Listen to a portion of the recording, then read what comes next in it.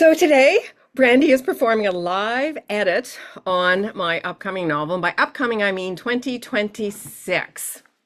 So it's called The Third Eye of the Pack. We have a draft blurb. We have a draft cover. It's all draft. So who am I? For those of you who don't know, I see lots of new faces. My name's Christina. I'm the CEO and founder of Fictionary. I'm a best-selling author of the Novels That Sell series. I'm an award-winning fiction author, and that's all you need to know about me. Oh, I'm a structural editor, and that's all you need to know about me. I just want to talk about Fictionary a little bit and what we are. So you can think of Fictionary as a school for writers and editors. And where you are today you're in the free section of this where we host our live events. We have an Ask an Editor space on the left side. So if you ever want to ask about your work, you can ask a professional editor and they will answer. We've got genre groups if you want to find your friends, and we are a community about kindness, as you can see, and we have a cheering squad in here. On the paid side of our community, we have Fictionary Live, and this is where we teach our live courses. We've got 7 of them going right now. We're going to add how to write a mystery course, and we also have certification for people who want to become professional editors. Then we have our software. So we have Storyteller for writers, and we have 2 versions of that. And we've got StoryCoach for professional editors. And then we have our textbooks that go with the courses. So this is basically Fictionary in a nutshell. What we're doing after this, so we're going to edit the first scene of this book in the free part of the community, and then we're going to move over to Fictionary Live and work our way through to some point in the book. There's 2 ways to join Fictionary Live. You can do it straight from the community, or you can do it with our Storyteller Premium software. Okay, now here's what we're really here for today. So Brandi's going to do a quick start edit, which is basically an edit on one scene in your novel. So how we did this, I wrote my skeleton blurb for the story. Then I outlined my book like you do in the Story Foundations course. And once I had it outlined, I started writing scenes, and I wrote the scenes to the Fictionary scene structure of an entry hook, a point of view goal, the scene middle, scene climax, and an exit hook. Then I added in the other story elements. And after I got my confidence to the level I needed it to be, I gave the scene to Brandi. So what Brandi knows is, she knows, this is for book 1, she knows the supernatural skeleton blurb, because this is a fantasy, and it is Seraphina Merrick must learn how to control her ability to see into a canine's mind, otherwise she can't protect the dogs and the wolves, and they all might die or be used in experimentation. So this is what Brandi knows on the supernatural side. She also knows the external story skeleton blurb, which is Seraphina Merrick must find out who killed her brother, otherwise she and her beloved dogs might die. So this is the mystery subplot here. So Brandi has that. She has my one scene, and this is typically what she would get from a writer if she were doing a quick start edit for them. And now I'm going to stop sharing, and I'm going to turn it over to Brandi, and Brandi is going to get to work. Yay! All right, so I am going to go off the assumption that everybody has read it, and if not, like Christina said, you'll have the chance to later, but I'm not going to read it out loud. And then I'll go through my editing process.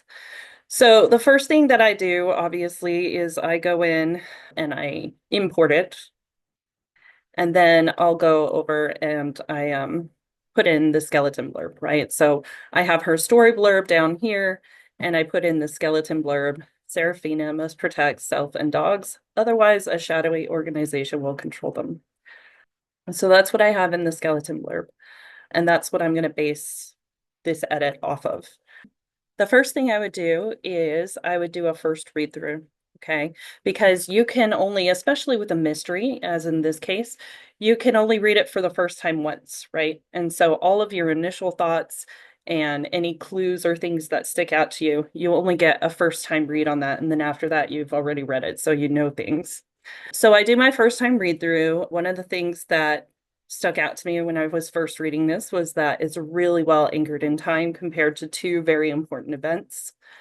And then I went down, and then here, I noticed here that when she slams the cupboard door on her kneecap, that there's no like feel there, right? There's no touch sensation. There's no like physical or mental response here. So I noted that. There were a couple other things, but those are mostly copy edits that just stood out to me as a person, as a reader. So I just noted them, but I moved on because that's not what the type of edit that I'm doing, right? So if they do have some sort of application to any of the elements later, I did highlight them and mention them, and then I'll bring them in if necessary. So then right here, when she's talking about her imagination and how it could be worse than what happened, but maybe not, it was a nice little hook. And that's one of the things that you want to look for too throughout the scene, is that there should be little hooks all throughout the scene, pulling you further and further down. And some of them might get answered by the end of the scene, and others will not. And those are the ones that keep you reading. So then down here, it talks about her relationship with the dog that she's supposed to be taking care of. And she talks about how she's aloof and that they haven't connected yet. So this is a really good foreshadowing, right, of what's going to happen in the climax or later. And it's good characterization of both the dog and Serafina. And then also it makes her choice in the climax seem believable. So this is actually something that it stood out to me in the first read through, but the second read through is when I realized its importance to the scene, because I had already read the climax, obviously. And then as you go down, there are a few other details, but the next thing that stood out to me really was that this part where she's describing the 2 miles of shoreline I own are dark, right? And she talks about how there's no houses, no one to help. So this does a really good job here of using the setting to not only anchor the reader, right, and what's going on and where Serafina lives and what kind of life she lives, but it also helps with the tension, right? Because there's no one to help, right? And her friend who is nearby or fairly nearby probably isn't awake and probably can't even see her because of the direction. So it gives that sense of isolation, right? So she's on her own for this issue, which is the dog is in the ice at this point. So then we have this where she was cut the first time and she let go. And then right here, she's cut again, but she doesn't let go. So you can see the building, right, of her determination and how she is growing in her wanting to achieve this goal, which we'll get to in a second. And then also, we'll talk about this a little bit more. So Juno's terror bleeds into me, and the emotion is so strong that I gasp. So this is a great foreshadowing because I kind of know where the story is going. And I love this moment, and we'll talk about it a little bit more. So then I keep reading and I get down towards the bottom. And at this point, I have been kind of looking for the point of view goal the whole time through. If it's not super, super obvious at the beginning, this is where I look for what it could be here at the end, right? And Juno's turning and galloping away towards the wolves. She's hesitating, but she lets her go, okay? And she runs home. And so you can see how that moment of how they're not very well connected yet, it makes this believable, right? That she would be like, well, I am not going to risk my life against a pack of wolves to save Juno, even though I did just risk it against the water and the ice.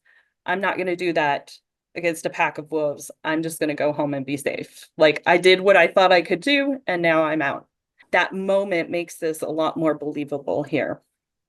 So by the time I get down here, I have decided what I think that the point of view goal is. And in this case, I think that it is to take care of Juno.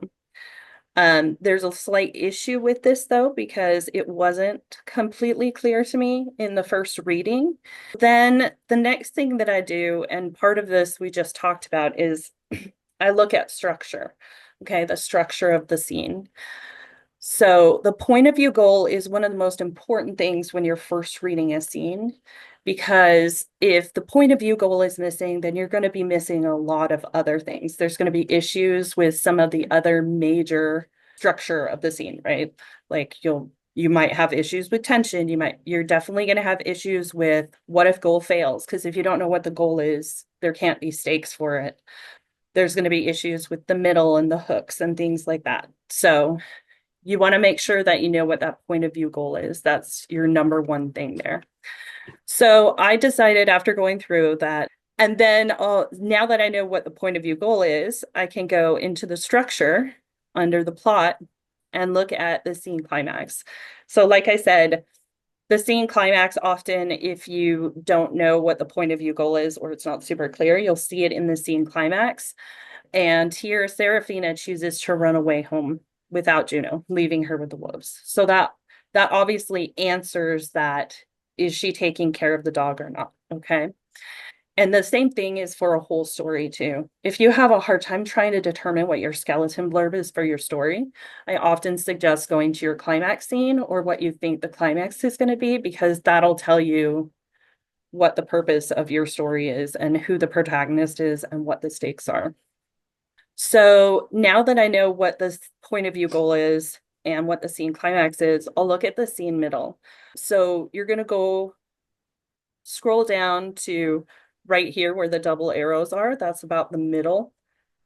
And something is going to happen right around this area that's going to be your scene middle, or should be your scene middle.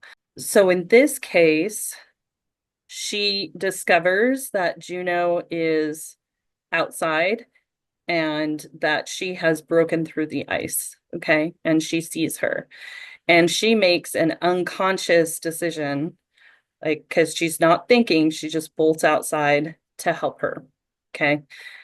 This is our scene middle, and it obviously has to do with the point of view goal, because that's another thing we want to check. Just because there's a point of view goal change or a setting change or new piece of information or anything like that doesn't necessarily make it a strong middle. You want to make sure that that middle is directly related to the original point of view goal. Even if it's a point of view goal change, it's usually because there's new information, something has happened, and now they know what they actually need to do in the scene. The fact that Juno has fallen through the ice, this is her new information, and she's choosing here, even though it's unconscious, she's choosing to act and to help save Juno. So that shows us that she's taking care of the dog, right? And that's her initial point of view goal, is to take care of the dog. So now that I know that the middle and the climax are strong, I'm going to take a look at the entry hook and the exit hook. So the entry hook is about her brother. She's thinking about him. She's officially without blood relatives. And this is related to the story, and it's a very strong one for the mystery part of the story. So that is there, but this is one of the issues with the point of view goal that I'll talk about a little bit more when we get to my notes. It's not like the what if goal fails isn't as strong as it could be, because it's not as clear here in the beginning. But there is this line here that she's my connection to Timothy. She's without blood relatives, but she has this dog. It's generally related to the hook, and I think that there's, with a little bit of work, that it can be more related to the point of view goal. And that wouldn't actually change the hook at all. It would change how the point of view goal is dealt with later. And then I'm going to look at the exit hook. What will the wolves do to Juno? Because remember, she ran off and left Juno with the wolves. This is obviously directly related to that point of view goal, right? Like, Juno's now possibly in danger. We don't know. And her goal was to take care of Juno. So all of those seem fairly strong, except for this one issue, but we'll get back to that. Now that I know that the structure is fairly strong, I would do a second read through where, well, actually, before that, I usually go into the character list and I do a quick scan where I look down and look at the characters, make sure everybody is actually in the character list, and move everybody around. It's not really a read through. I'm just looking for names kind of here when I go through. And so that's the next thing I'll do. And then I'll do a full second read through where I fill out all of the 38 elements.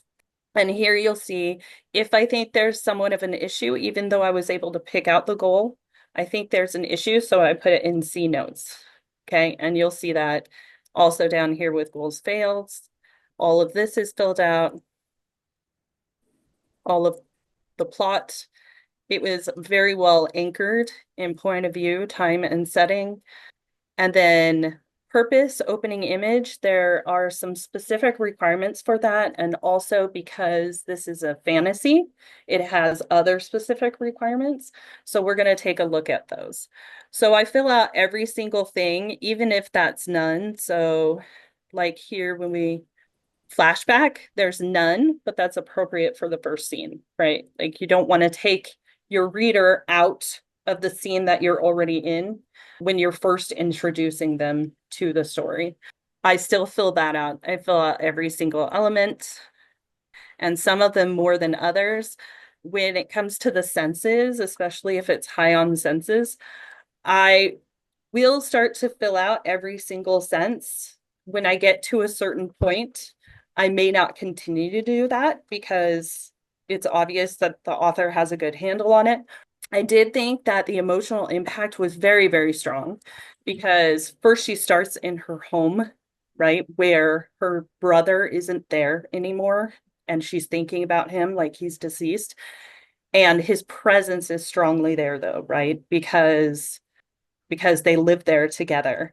And so that has a lot of emotional impact. And then also in the middle, when they go out onto the land and where the lake is, there's a lot of emotional impact there too, because I pointed out that section where she makes it seem very isolated. There's a lot of weather in here, so that was really well done.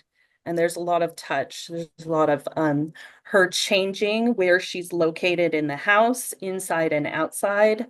And then there's also just things where like she bites her lip and she presses her forehead against. So those are all well done. Now, things that I did find an issue with.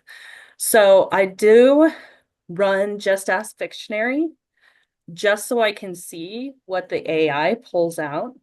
I don't keep any of that in an edit when I do an edit for somebody else, but I will mention it if there's an issue. So in this case, Just Ask Fictionary said the point of view goal was to save Juno from drowning, which is our scene middle. So that's kind of far down in the scene. And that's where I said, like, it wasn't super clear at the beginning what that point of view goal was. And then also Just Ask Fictionary's scene name was very convoluted. It was Wolfpack Ice Rescue Brief. So you can see there's all these different elements that are in the scene name, which means that it wasn't as focused as it could be. One of the things that I think would help with the point of view goal, the scene name, the what if goal fails, and the tension is just if we go to this one line here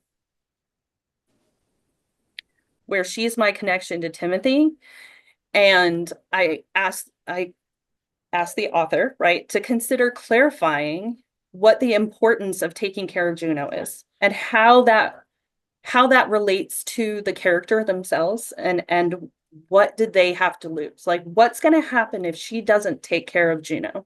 And this is a great place to put it right here, right? Like where it's obviously said that she's her connection to Timothy, who we know has passed away.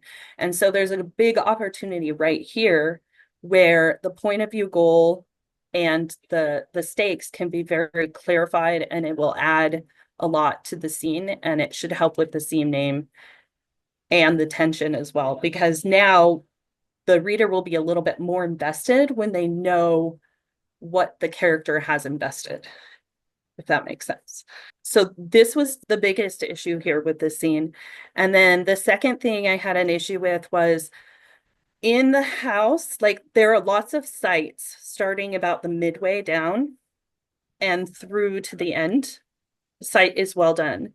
But in the beginning part where we're in the house, there's too few.